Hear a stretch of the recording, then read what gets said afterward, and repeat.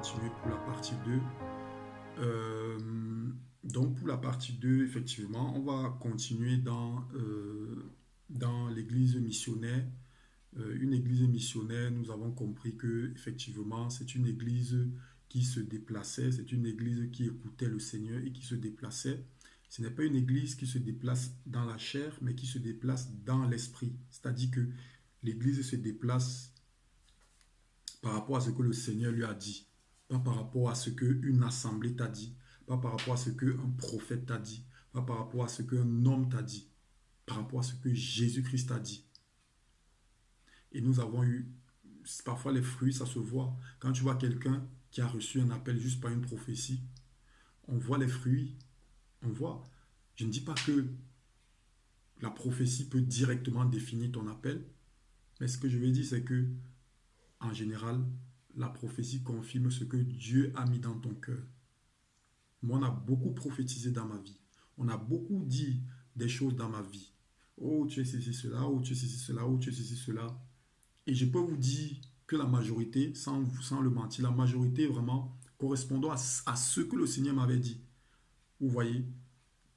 Après, il y avait d'autres que j'écoutais comme ça. Bon, voilà, je prenais aussi par politesse, je n'arrêtais, je ne disais pas non, parce que moi-même, je ne comprenais pas tout. Vous voyez? Parce qu'en général, quand tu te connais déjà, si quelqu'un prophétise des choses dans ta vie, euh, alors que tu es connecté avec le Seigneur, cette prophétie doit confirmer. Et quand la personne parle, tu sens que c'est le Seigneur qui te parle.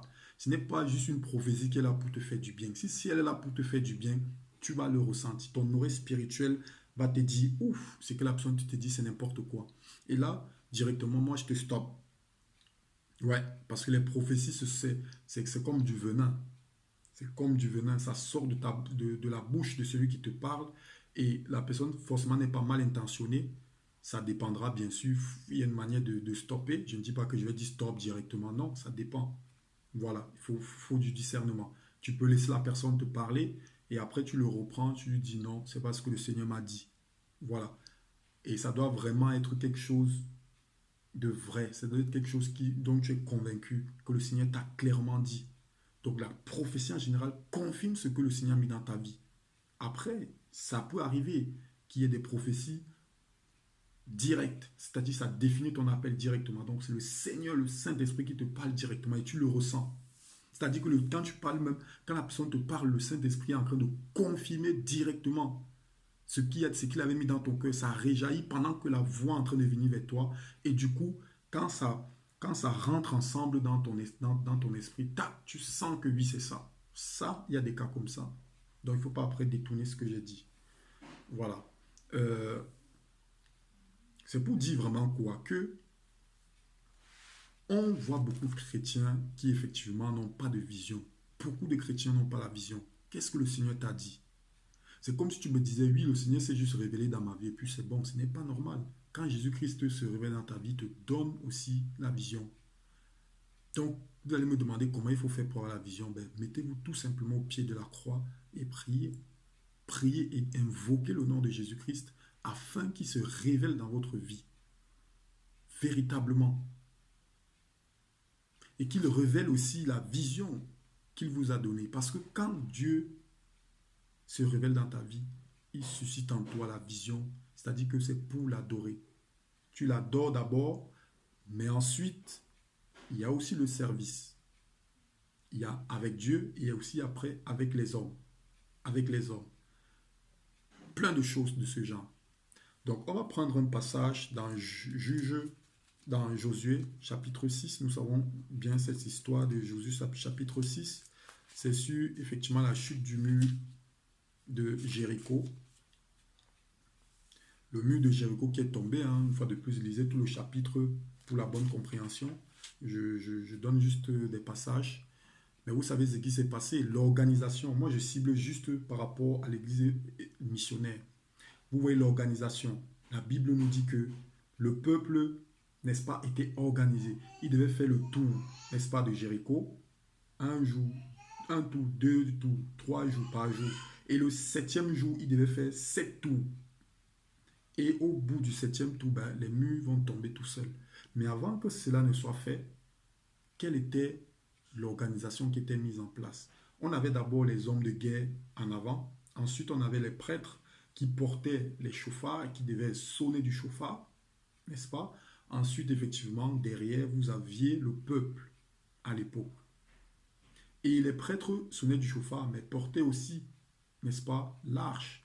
Et ce n'était pas n'importe qui devait porter l'arche. C'était une tribu spécialisée, c'est-à-dire une branche des Lévites qui devait porter, n'est-ce pas, l'arche. Et on a cette notion de Dieu qui se déplace. Pourquoi ils n'ont pas construit la tente d'assignation comme la vision que le Seigneur donna à Moïse? Pourquoi ils n'ont pas construit la tente d'assignation? Ils ont laissé là-bas et ils se déplaçaient, ils ont laissé là-bas, ils ont dit non, Dieu est déjà là-bas. Non, ils ont porté la tente d'assignation et ça s'est déplacé avec eux.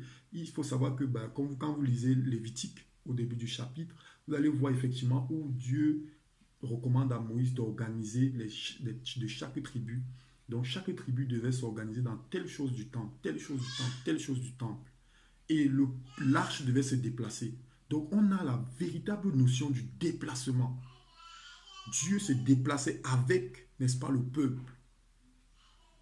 Et à l'époque, oui, c'était les prêtres. Mais aujourd'hui, vous n'allez pas me dire que ce sont seulement les hommes de Dieu qui ont reçu la vision et qui doivent écouter, et dont on doit seulement les écouter pour que, effectivement, l'Église puisse fonctionner. Ce n'est plus ça aujourd'hui. Nous tous maintenant, nous sommes prêtres. Nous tous maintenant, nous avons l'esprit de prophète. Nous tous maintenant, nous avons l'esprit d'apostolique. Nous tous maintenant, nous avons l'esprit de docteur. C'est ce que je veux apporter dans ce message. C'est que les chrétiens aujourd'hui se limitent trop dans leur pensée. Ils n'ont pas bien compris euh, la leçon sur le sanctuaire et aussi la révélation que Dieu a amenée dans la nouvelle alliance. Le sanctuaire était l'ombre des choses à venir. Comme la loi le dit, comme Galate le dit, c'était l'ombre des choses à venir. Même Hébreu le dit, c'était l'ombre des choses à venir. Donc, quand maintenant Jésus-Christ meurt et que le voile est déchiré, mais ça dit tout. Ça veut dire quoi? Tout le monde a accès maintenant au sein des saints. Tout le monde peut maintenant rentrer là. Tout le monde peut maintenant invoquer Jésus-Christ et le Seigneur le pardonne directement. Pourquoi on se limite seulement à ça? Maintenant, nous tous aussi, nous sommes aussi des prophètes, nous tous. Je ne dis pas que nous sommes dans l'exercice spécifique de prophète, mais nous sommes aussi des prophètes. Nous ne sommes pas seulement des prêtres, mais nous sommes aussi des prophètes. Nous ne sommes pas seulement des simples chrétiens, mais nous sommes aussi des apôtres. Que dit nous sommes des apôtres? Ne tordez pas mes sens, mais je vais dire l'esprit apostolique. Parce que dans 1 Corinthiens 12, Paul va dire effectivement que est-ce que tous sont apôtres, est-ce que tous sont prophètes, et ainsi de suite.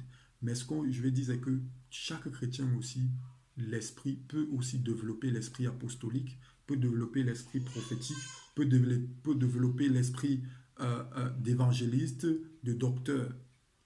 Tout chrétien peut développer ça. C'est pourquoi d'ailleurs vous avez parfois aussi à cœur de vouloir témoigner de Jésus-Christ dans la rue. Ça, c'est l'esprit de chrétien, tout simplement, de témoin. Mais pourquoi vous ne pouvez pas aussi développer l'esprit apostolique? C'est-à-dire que j'ai reçu la vision du Seigneur et je dois l'accomplir. C'est ça l'esprit apostolique. On a toujours limité l'apôtre comme étant celui qui va seulement implanter les églises et puis c'est bon. Non, un apôtre n'est pas seulement là pour implanter les églises. Un apôtre, c'est quelqu'un qui doit d'abord s'occuper des saints. Parce que tous les saints ministères a été fait pour le perfectionnement des saints. L'apôtre s'occupe des saints. Le prophète s'occupe des saints. L'évangéliste, le docteur s'occupe d'abord des saints. Et il savait effectivement que c'est ça l'erreur dans notre génération. C'est que beaucoup s'occupent beaucoup plus des églises, des assemblées, bâtiments. Il faut tellement prendre soin que on perd la mission apostolique. La mission apostolique, c'est d'abord s'occuper des saints. C'est-à-dire que si tu es dirigeant, tu dois être capable, avec le sens de visionnaire et de discernement que le Seigneur t'a donné, tu dois être capable, n'est-ce pas, de former, tu dois être capable d'enseigner. Même dans l'Ancienne Alliance, on voit les 70 anciens, c'était pareil. Ils enseignaient le peuple. C'était eux qui étaient là pour apporter la justice. Quand il y avait des litiges entre les Israélites, ils venaient s'expliquer devant il n'y avait pas de désordre. Ils s'expliquaient. Donc, un apôtre doit, n'est-ce pas, enseigner, former. C'est ça la mission première. enseigner, former, véhiculer le message et libérer. C'est ça l'église. On enseigne, on forme, on libère. Et maintenant, quand ils partent maintenant, n'est-ce pas, accomplir la mission, ils reviennent rendre des comptes. C'est ce qu'on a lu dans Nombre chapitre 13, Nombre chapitre 21, oui, 13, à partir du verset 26 jusqu'à la fin. Ils devaient partir, n'est-ce pas, en mission et puis faire des comptes. Mais avant d'aller en mission, ils étaient formés. C'était des gens qui étaient formés sur le renseignement, qui étaient formés même dans la guerre. Vous allez voir dans les Écritures, dans l'Ancienne Alliance, on parlait de ça, ils s'entraînaient. C'est ça. Donc en fait, nos assemblées, quand Dieu regarde, ça doit être des camps d'entraînement. C'est-à-dire qu'on s'entraîne et après maintenant, il faut aller livrer le match. Et tout se passe dehors. Comment est-ce que dans une équipe de foot, moi qui suis ex-footballeur, je pouvais m'entraîner 4 jours par semaine et je ne joue pas de match de championnat? Ça ne sert à rien de m'entraîner. Si je m'entraîne, c'est pour aller faire valoir ce que je vaux dans le championnat, dans la compétition. C'est pourquoi Paul, dans 1 Corinthiens 9, parlait de la course. Je ne cours pas comme battant de lait, mais je cours pour une couronne incorruptible. C'était ça que Paul disait. Nous sommes en course, nous sommes en guerre, nous sommes des guerriers du Seigneur. Nous devons comprendre ça. Et cette course-là, c'est la manifestation de l'esprit apostolique. Et on aura l'occasion de parler de l'esprit prophétique. Mon frère, ma soeur, ce que je vais te faire comprendre, c'est que tu dois garder, n'est-ce pas, la vision de l'église apostolique. Tu dois garder la vision de l'esprit apostolique. L'esprit apostolique, tu dois être apostolique dans ta tête, dans ton esprit. Être apostolique, c'est de demander au Seigneur, oui, tu t'es révélé à moi, qu'est-ce que je dois faire pour toi? Maintenant, si tu es dans une assemblée, l'assemblée où tu te trouves est censée t'amener vers là où le Seigneur a prévu t'amener. C'est ça. Le Seigneur ne nous donne pas une vision pour qu'elle soit détruite. Le Seigneur nous donne une vision pour qu'elle soit aboutie. Pour que quand tu mourras et quand, n'est-ce pas, le jour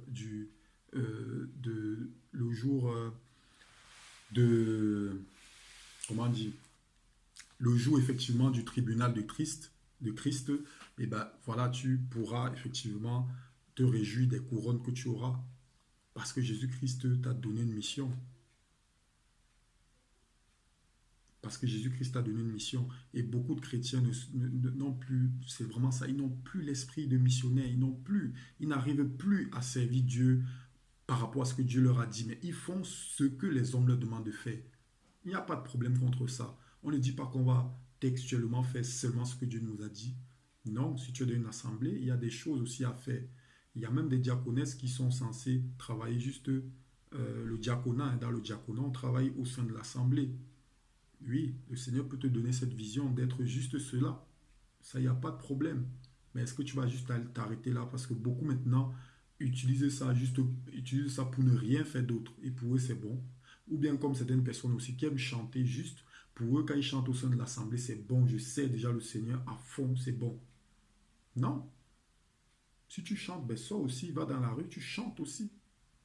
Tu ne chantes pas seulement pour les gens au sein de l'assemblée. Tu chantes aussi à l'extérieur. Arrêtons d'être endoctrinés par les systèmes d'hommes où les hommes veulent que tout soit fait au sein de l'assemblée pour sa gloire. Les gens, parfois, ils vont dire qu'on n'a aucune gloire à prendre, mais ils ne s'en rendent pas compte qu'ils sont en train de se glorifier, qu'ils sont en train de prendre la gloire de Dieu. Vous devez libérer. Les assemblées doivent libérer les chrétiens. On doit les libérer. Et quand on les libère, ils seront une bénédiction pour les autres. Mais si vous les enfermez à chaque fois, vous les enfermez, quand est-ce qu'ils vont apprendre? Quand est-ce qu'ils vont découvrir qu'ils ont des talents? C'est pourquoi on n'arrive pas à former au sein des assemblées. Parce que normalement, naturellement, quand on forme, c'est pour libérer. Quand on forme, c'est pour envoyer. C'est ça, apostolos. Apostolos, c'est quoi? Apostolos, ça veut dire tout simplement envoyer. Ça vient du grec, c'est ça. Le grec apostolos, ça veut dire en français envoyer. C'est ça que Jésus-Christ avait comme mission. Il avait pour mission, n'est-ce pas, de rassembler les 12 qu'il a choisis et de les envoyer. C'est ça, apostolos, c'est-à-dire qu'ils étaient des envoyés. Ils étaient des porteurs de messages, c'était des missionnaires. Ils avaient l'esprit apostolique. C'est cet esprit apostolique qui a amené l'Église à un tel degré d'expansion que aujourd'hui, nous sommes le fruit de leur travail. S'ils ne se répandaient pas en Europe, en Afrique, on ne serait pas converti. C'est Dieu qui a même poussé l'Église, n'est-ce pas, à se répandre partout dans le monde entier. On va voir Actes chapitre 8 où, effectivement, dans Actes chapitre 2, ils étaient bien ensemble. Voilà, le Saint-Esprit est venu lors de la Pentecôte, machin truc. Et ils persévéraient ensuite dans l'enseignement. Ils prêchaient, il y avait des milliers de convertis. Et ils se répandaient dans les églises de maison. Ils faisaient des églises de maison. C'était bien, ils mangeaient, machin truc. Il y avait des agapes. Voilà, tout ça. Mais Dieu a vu que s'ils continuent comme ça, ils vont mourir. Qu'est-ce qu'il a fait? C'est comme quand tu bottes une fourmilière. Quand tu bottes une fourmilière, qu'est-ce qui se passe? Les fourmis commencent à s'écarter. Chacun cherche son chemin. Hein. C'est ce qui s'est passé dans Acte 8. Dieu a envoyé la persécution à travers quoi? En permettant, n'est-ce pas, le martyre d'Étienne. On a vu le martyre d'Étienne. C'est quand Étienne est mort que la Bible nous dit que tous se sont taillés, excepté les apôtres. Tous se sont cherchés. Mais ils ne se sont pas seulement éparpillés. Qu'est-ce qu'ils ont fait? Ils sont maintenant allés dans les contrées d'ailleurs, de l'autre côté du monde, pour apporter l'évangile. Donc Dieu a donné un bon coup de pied dans la fourmilière. Et on a vu maintenant le travail que ça donne aujourd'hui. Donc c'est ça la mission apostolique. C'est ça la mission apostolique. Mon frère, ma soeur, c'est ça que tu dois retenir. Tu dois vivre dans cet état d'esprit-là. Tu n'es pas un apôtre, tu n'es pas prophète, tu n'es pas évangile, tu n'es pas ceci, cela. Mais Dieu veut que tu développes en toi l'esprit d'apôtre. Tu dois développer en toi un esprit d'apôtre. C'est-à-dire que tu dois avoir une vision pour que le monde change. Déjà, toi, en tant que chrétien, en tant qu'adorateur, tu dois d'abord être un véritable intime de Jésus-Christ. Mais après, tu dois aussi être un chrétien qui porte le fardeau de cette nation. C'est ça la vision apostolique. C'est-à-dire, c'est ceux qui portent le fardeau des nations. C'est ça. Ce n'est pas seulement d'implanter les églises et commencer à dire, toi, tu es pasteur, toi, tu es pasteur, va dans telle ville, tu vois. Après, on va évangéliser, on va donner des prospectus. Allez, toi, viens dans l'église ici, toi, viens dans l'église ici. Non, ça ne se passe pas comme ça. C'est Dieu qui attire, laissez Dieu attirer les gens. C'est pourquoi quand les gens ne viennent pas, quand vous les invitez, vous êtes déçus, vous commencez à vous dire, oh, qu'est-ce qui ne va pas? Laissez Dieu lui-même attirer les gens. C'est Dieu qui attire. Il le dit dans Jean chapitre 6. Nul ne peut venir au Père, ne peut venir au Fils, si ce n'est le Père qui l'attire. Regardez dans Jean chapitre 6. C'est le Père qui attire. Bien sûr, il y a des gens qui ont été convertis parce qu'on les a invités dans une assemblée. Ça vient vraiment dans la sensibilité du Saint-Esprit. Ça vient dans la sensibilité du Saint-Esprit où le Saint-Esprit dit, toi, j'ai prévu là où tu vas vraiment apprendre mieux à me connaître. Oui, ça peut arriver. Mais dans la manière de fonctionner de tous les jours, arrêtons de vouloir toujours amener les gens dans les assemblées parce qu'on veut voir l'assemblée être remplie numériquement parlant, mais alors qu'au fond, il n'y a pas de travail. Vous n'allez pas les former, vous n'allez pas les envoyer plus tard et de dire que vous-même maintenant, vous êtes des disciples. Vous êtes des disciples, vous êtes des missionnaires. Dieu vous donne une vision. Quand vous êtes même converti, Dieu vous donne une vision, mais arrêtez de vouloir déposer votre vision, la vision de votre assemblée dans le cœur des chrétiens. Ou bien même toi qui as la maison qui ne fait rien. Arrête de croire que voilà, tu vas juste lire ta Bible, prier, puis c'est bon. Non, ça ne se passe pas comme ça. Ça ne se passe pas du tout comme ça.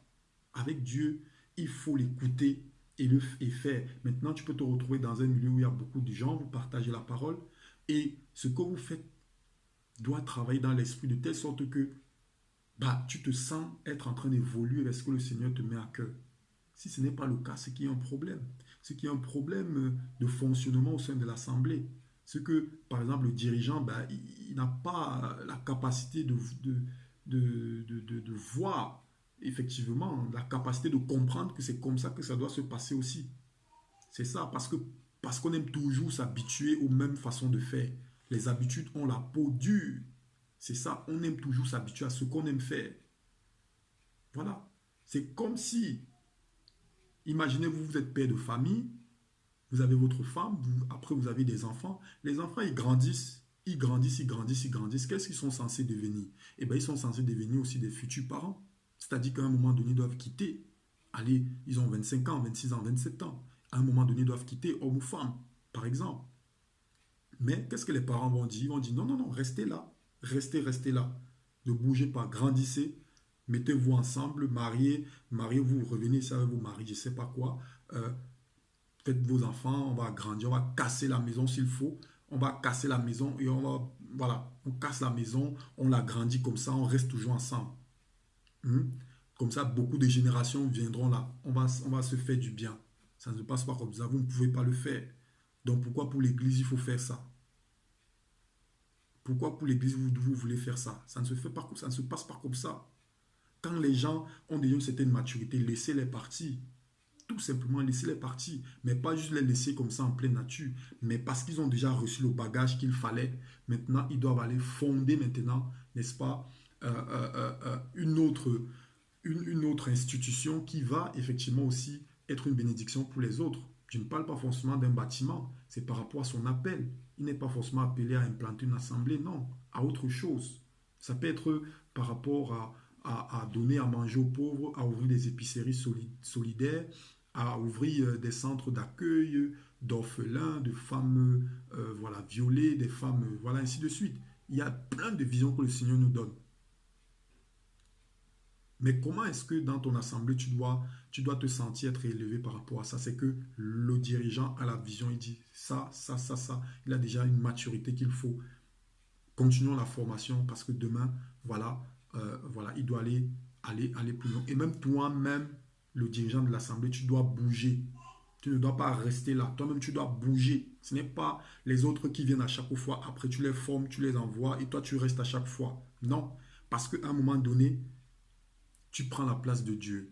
Les gens vont commencer à te voir pour, je ne sais pas quoi, le petit Dieu de l'assemblée. Voilà, c'est moi qui suis là depuis. Non, même toi-même, tu dois bouger. C'est ça l'église missionnaire. C'est ça l'église missionnaire. L'église missionnaire bougeait. Moïse qui avait reçu la vision était le premier à bouger. Si Moïse ne bougeait pas, Dieu devait même l'enlever. Dieu était capable de l'enlever. Et on a vu ça avec Aaron. Aaron n'a pas obéi à Dieu. Qu'est-ce qui s'est passé? Dieu l'a enlevé. Dieu l'a enlevé. Regardez la suite du chapitre 20 du livre des Nombres. Lisez le chapitre 20. Vous allez voir que le peuple murmurait parce qu'ils avaient soif alors qu'ils venaient de gagner une bataille. Et Dieu va dire à Moïse, effectivement, comme ce peuple, il est en train de t'embêter, ils étaient même prêts à les menacer de force. Moïse et Aaron vont s'incliner devant Dieu, vont l'implorer, Seigneur, vraiment fais-nous grâce, on veut donner de l'eau à boire à ce peuple qui murmure à chaque fois. Et Dieu va dire, prends ton bâton, tu vas frapper sur la roche. Bien qu'ils ont désobéi, Moïse a frappé 2 fois parce qu'il était tellement sous pression, il a frappé 2 fois, alors que Dieu l'a dit, frappe une seule fois. Et Aaron, naturellement, était aussi entraîné dans sa faute, dans sa chute, tout simplement. Et c'est ça qui a coûté aussi la mort d'Aaron. Aaron est mort à cause aussi de ses fautes. Dieu le dit à Moïse, dépouille son habit et tu vas enlever son habit, tu vas le déposer sur l'habit de son fils. Parce que effectivement, il n'a pas obéi à ma parole, je vais l'enlever. Voilà. Vous voyez, et on a eu plein d'histoires comme ça dans la Bible où beaucoup d'hommes de Dieu ont été enlevés parce qu'ils ont désobéi. On voit aussi l'histoire avec le prêtre Élie dans 1 Samuel. 1 Samuel chapitre 4. On voit aussi ça. La guerre avec les Philistins. Mais avant ça, qu'est-ce que Élie a fait avec ses fils? Ses fils Ophni et Phiné, effectivement, sont allés dans le temple. Ils ont commencé à corrompre le peuple qui voulait venir sacrifier pour le pardon de leurs péchés, pour leur purification. Et qu'est-ce que Ophni et Phiné faisaient? Eh bien, voilà, ils prenaient le sacrifice et c'était pour eux. Ils prenaient le sacrifice pour eux, tout simplement. Et quand c'est ce qui s'est passé, Dieu a dit que je vais enlever tes fils le même jour. Et même aussi toi, par après, il a dit ça par après à Élie, que toi-même aussi, il a dit ça à Samuel, que je vais aussi l'enlever lui. Élie, là, je vais l'enlever. C'est ça, quand tu n'obéis pas à Dieu, soit il t'enlève, soit il quitte. C'est-à-dire que les gens croient que non, tant que je vis, c'est même bien. Non, il peut même quitter, c'est-à-dire qu'il quitte. C'est-à-dire sa gloire quitte le temple, comme Dieu avait dit au temps de Salomon, à cause de toutes ces abominations en série qu'il avait commises, eh ben, Dieu a enlevé sa gloire. Il a enlevé sa gloire, tout simplement. Donc, mes frères et sœurs, c'est très important de comprendre ça. Si tu es chrétien, c'est important d'écouter ce que le Seigneur Jésus-Christ dit. Quand il t'a donné la vision, rentre dans la vision. Rentre dans la vision. Tu gardes la vision, tu rentres dans la vision. Les gens qui sont autour de toi doivent être censés être un encouragement pour toi dans la vision. S'ils ne sont pas un encouragement pour toi, tu dois aller vers eux, voilà, tu dois aller parler avec eux. Et s'il faut, ben, tu te sépares parce que le Seigneur t'a donné une vision. Tu dois être seul à la base dans cette vision. Les gens ne doivent pas t'empêcher d'accomplir ta vision. Tu dois être seul à la base. Et les gens ne peuvent pas souvent comprendre, ne vont pas souvent comprendre ta vision parce que parfois ils ne sont pas capables tout simplement de comprendre. Ils ne sont pas capables, ils n'arrivent pas à comprendre parce qu'ils ne peuvent pas, ils n'ont jamais vu les choses comme ça. Tu vois? Donc c'est ça. Quand je parle comme ça, c'est vraiment parce que je vais vous raconter aussi une petite expérience. Ben, voilà, je me rappelle, on partait souvent en retraite, ça nous arrivait d'aller en retraite. Et arrivé là-bas, on nous disait toujours, voilà, on parlait des talents, on parlait des talents, on parlait des talents. Quel est ton talent? Quel est ton talent? Quel est ton talent? Ouais, bon, voilà, on donnait nos talents. Encore jeune dans la foi comme on était, ben, on trouvait ça bien, tu vois. Mais plus tard, quand le Seigneur t'ouvre les yeux, tu comprends quand même que bon, c'est bien parfois de se rassembler pour parler de nos talents, qu'est-ce que tu as, mais est-ce que c'est à long terme la meilleure façon de faire? Tu ne peux pas découvrir ton talent si tu ne, tu ne peux pas découvrir ton talent si tu ne l'expérimentes pas sur le terrain, parfois. Parce que le Seigneur te donne des petits à petits, il te donne voilà, des petits à petits. Et quand tu commences un peu à nourrir ça dans ton âme, dans ton esprit, tu t'en rends compte davantage de ce que le Seigneur t'a dit. Donc c'est en pratiquant. Il faut pratiquer. Et c'est ça le danger dans nos assemblées. C'est que vous venez, quand il dit d'assemblée, c'est vraiment partout, hein, même dans les églises de maison, ou bien même quand toi-même tu restes à la maison. C'est qu'on vient comme ça et voilà, on écoute, il n'y a pas de formation, on ne se forme pas. Toi qui es même à la maison, je ne dis pas que ouais, il faut chercher quelqu'un pour te former, mais si tu es seul, ce n'est déjà pas normal. Ce n'est pas déjà normal de rester seul. Il faut toujours avoir des gens avec qui tu partages la parole et avec eux, tu auras quelque chose en plus. Ça sera comme une formation pour toi. Ce que je veux dire, c'est que tu dois être formé, enseigné.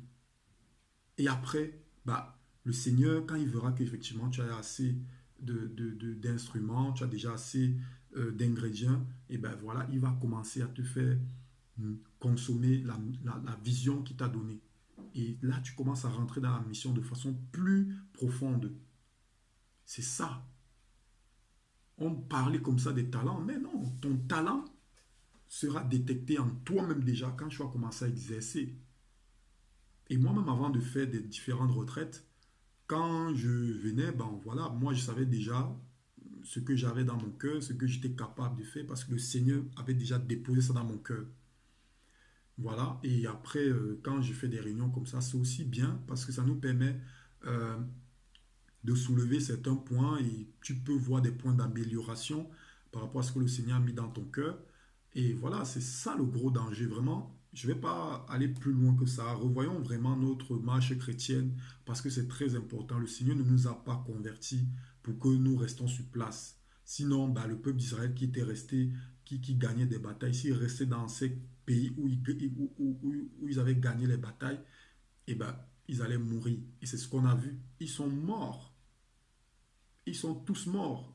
Il n'y a que deux survivants. Deux survivants qui sont arrivés à Canaan. Josué et Caleb. Tous sont morts. Pourquoi? Ils ont été convertis. Est-ce que ces gens n'étaient pas convertis? Ces gens étaient sortis du peuple d'Égypte, non? Est-ce qu'ils sont retournés en Égypte? Non. Même quand ils murmuraient, qu'ils disaient que oh, remettez-nous en Égypte, vous êtes venus nous amener dans le désert pour nous faire périr de soif, de faim. Ils ne sont plus jamais retournés en Égypte, mais ils sont morts dans le désert. Donc un chrétien, comme Proverbe, je crois, 28, Proverbe 29, verset 18, va nous dire, un peuple effectivement sans vision produira du désordre. Mais béni est celui qui va écouter les ordonnances de Yahweh, de la Torah. Vous voyez? Donc, si tu n'as pas de vision, tu vas mourir. Tu meurs, en fait. Tu meurs. Tu le sentiras parce que si tu ne fais pas les choses pour le Seigneur, tu vas tout le temps faire les mêmes choses. Alors que quand tu fais les choses pour le Seigneur, il t'amène à te déplacer. Quand tu fais les choses pour Jésus-Christ, il t'amène à te déplacer. Mais quand tu constates que tu es en train de faire les mêmes choses tout le temps, sache qu'il y a un problème. C'est ça, en fait, ma conclusion. Si tu fais tout le temps les mêmes choses, sache qu'il y a un problème. Et ce que tu fais, c'est pour un temps. Je ne dis pas qu'il faut changer à chaque fois. Mais le Saint-Esprit te parle. Il te dit, bon, c'est bon, c'est bon. Comme Paul. Au début, il était prophète. À un moment donné, le Seigneur dit, non, c'est bon. Maintenant, enlevez-moi Paul et Barnabas et ils iront pour l'œuvre à laquelle je les ai appelés. Maintenant, Paul rentrait dans le ministère d'apôtre. Il était prophète. Après, il rentre dans le ministère d'apôtre. Ça évoluait. Ça évoluait. C'est comme ça que le Seigneur veut que nous travaillons. Apostolos, c'est-à-dire des envoyés, des gens qui se déplacent, des gens qui bougent avec le Seigneur. Bien sûr, avec le Seigneur, pas charnellement, parce qu'il faut bouger, non. Avec le Seigneur, quand le Seigneur te parle, tu le suis. C'est comme ça. Enoch marcha avec Dieu. C'est ça. Tu marches avec le Seigneur et c'est lui qui te dit là où tu iras. Comme un vent. Comme un vent. Tu vas là où le Seigneur te guide. C'est comme ça. Donc voilà, c'est vraiment ce que j'avais à dire. Je sens que j'ai encore beaucoup de choses à dire, mais je crois que l'essentiel a été dit. Voilà, je bénis le nom du Seigneur pour les enfants d'Élohim. Jésus-Christ arrive bientôt, donc voilà, nous devons nous préparer pour la mission, nous préparer pour la moisson, je dirais. Mais pour le moment, nous devions être dans la mission parce que tout simplement, Jésus-Christ nous demandera des comptes. On va rendre des comptes, tels que dans Nombre chapitre 13, on rendra des comptes. Comme le peuple, les 12 espions devaient rendre fait des comptes à Moïse, de même aussi nous allons rendre des comptes à Dieu au moment du tribunal de Christ. On va rendre des comptes. Ne croyez pas que la Bible, c'est juste des histoires qui ont été racontées. Ça va se reproduire. Ce qui existait va encore exister. Nous dit Ecclésiaste, ce qui existait va encore s'exister. Tout n'est que une représentation. Hein. Tout ce n'est qu'une représentation. C'est comme un miroir. C'est comme quand tu te regardes, tac, tac, l'ancienne et la nouvelle alliance, c'est comme un miroir. Tu te regardes, tac, voici ça. Une image, et quand tu fais la projection, tu tombes sur la même image.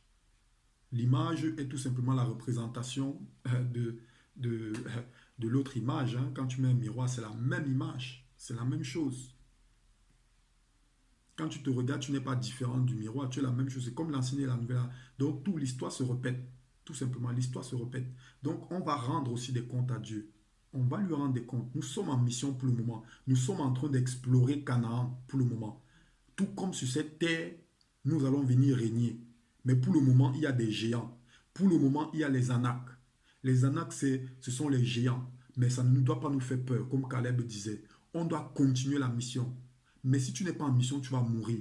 Comme les autres espions qui se plaignaient, qui murmuraient. Oh, on ne peut pas aller là-bas, ils sont trop géants. Et ça correspond aux chrétiens qui n'ont pas la vision, qui ne font pas confiance à Dieu et qui n'ont même pas la conscience que Dieu fait d'eux des missionnaires, des combattants, des guerriers. C'est ça en fait. Nous sommes sur cette terre où nous allons régner pendant 1000 ans. Donc nous devons nous préparer. Nous devons nous préparer. Donc actuellement que je suis en train de parler, nous sommes en mission. Donc si tu n'es pas dans la mission du Seigneur, demande, invoque son nom afin qu'il se révèle dans ta vie. Pour que tu sois aussi un apostolos, c'est-à-dire un envoyé. Donc parvenu au thème de cet enseignement, voilà, je bénis le nom du Seigneur et merci vraiment de m'avoir écouté. Mon message ne consistait pas à juger quelqu'un ou bien à déblatérer voilà, quelqu'un ou voilà, un système, pas du tout. Mais j'ai dit tout simplement ce que le Seigneur a déposé dans mon cœur. Et, voilà, que son nom soit béni pour la gloire de Jésus-Christ. Amen. Portez-vous bien et soyez bénis.